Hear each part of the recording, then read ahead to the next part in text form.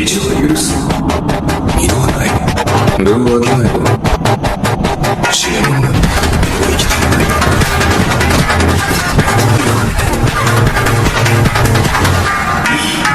それよりएपिसोड के स्टार्ट में Mikey church पहुंच गया होता है, जहां पर उसकी बाइक की आवाज सुनते साथ ही चर्च में मौजूद सारे लोगों को समझ में आ गया होता है कि ये माइकी की बाइक की आवाज है। वहीं पर माइकी चर्च के अंदर एंट्री मारता है और सबको मैरी क्रिसमस बोलते हुए कह रहा होता है कि आज के दिन उन लोगों ने यहाँ पर क्या भसड़ मचाई हुई है।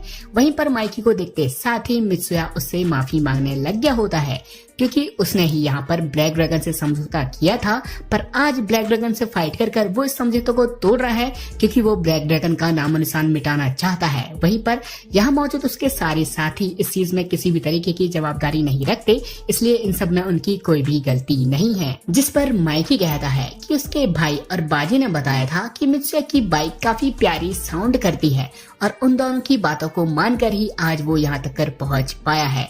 साथ ही साथ वो उनसे पूछता है कि यही वो ब्लैक ड्रैगन के लोग हैं जिनसे वो लोग फाइट कर रहे हैं। इसी बीच ताइजू कहता है कि वही इनविंसिबल माइकी है जिसके बारे में उसने इतना सुना हुआ है, जिस पर माइकी उसे तुरंत ही कह देता है कि यहाँ पर वो अपनी गैंग से बात कर रहा है, तो वो बीच में इंटरफेयर क्यों कर रहा है, क्योंकि यहाँ पर मित्सुया को कुछ भी हो गया होता तो उसका भाई और बाजी काफी ज्यादा नाराज हो गए होते।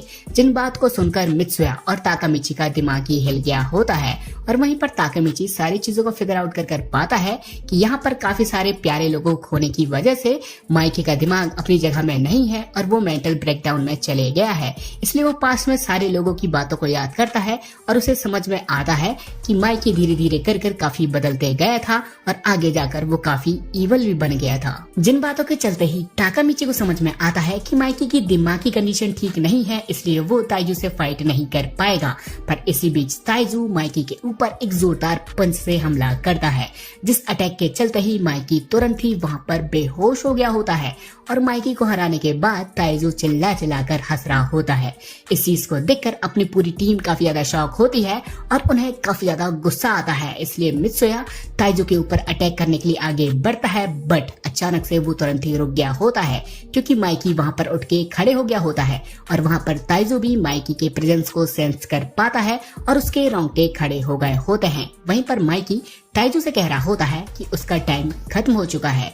इस बात को सुनते साथ ही ब्लैक ड्रैगन का एक मेंबर इनू अपने माइकी से कहता है कि यदि वो उसकी जगह होता तो ऐसा नहीं करता, क्योंकि वो चाहकर भी ताइजू को नहीं हरा पाएगा। जिसके बाद हमें इनू का पास्ट दिखाया जाता है, जहाँ पर इनू और कोको काफी अच्छे दोस्त होते हैं और वहीं पर इनू ही ब्लैक ड्रैगन का असल लीडर होता है, जहाँ पर उसे ब्लैक ड्रैगन के लिए काफी सारे लोग चाहिए होते हैं, पर उसे लोग नहीं मिल रहे होते हैं क्योंकि ब्लैक ड्रैगन की रेपुटेशन काफी ज्यादा खराब होती है।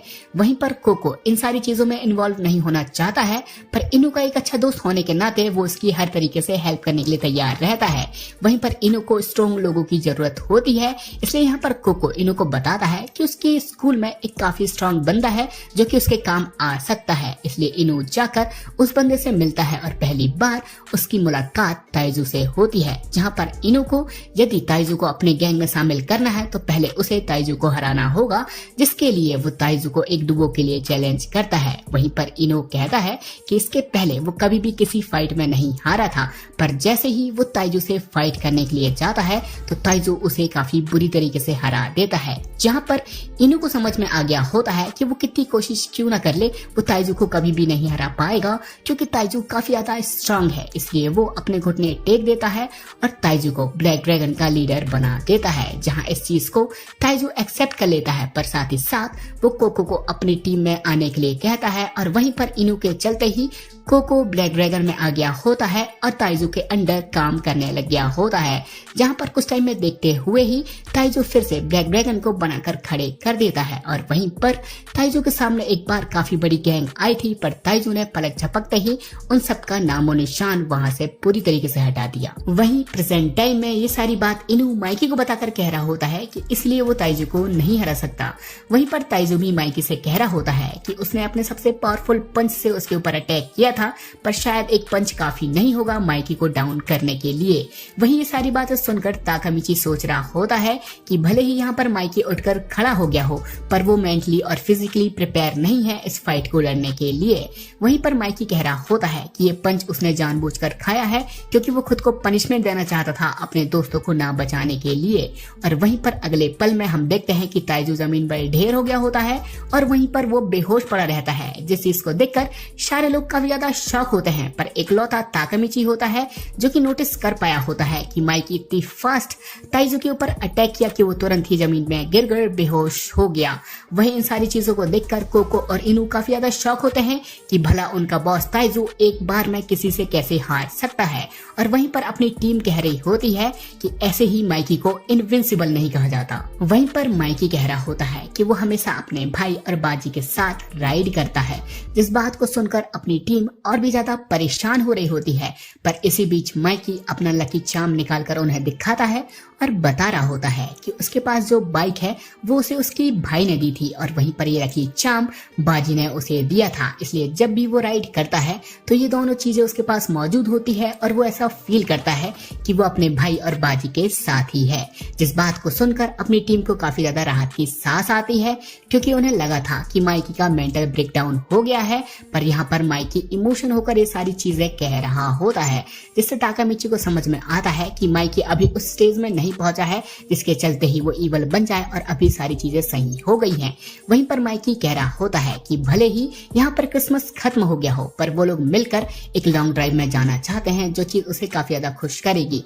जिसके चलते ही अपनी टीम पूरी एग्री हो गई होती है और वो माइकी के पास जा ही रही होती है। इसी बीच ताइजू उठकर खड़े हो गया होता है और वो काफी ज्यादा गुस्से में होता है। इसलिए वो कोको को ऑर्डर देता है कि बाहर मौजूद ब्लैक ड्रैगन के 100 मेंबर को वो लेकर आ जाए, क्योंकि जब तक वो यहाँ पर है वो इन लोगों को यहाँ से जिंदा बचकर नहीं जाने देगा, क्योंकि अब तक वो किसी से भी नहीं हारा है।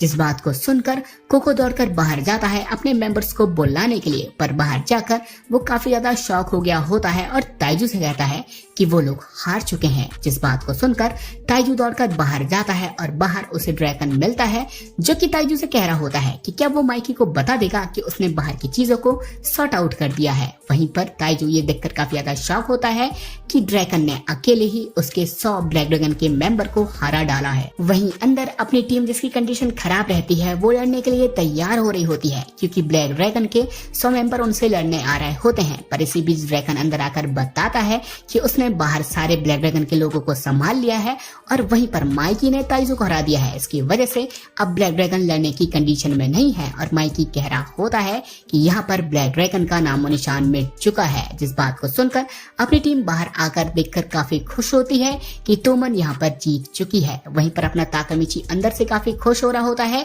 क्योंकि इस रात को किसी की भी मौत नहीं हुई है।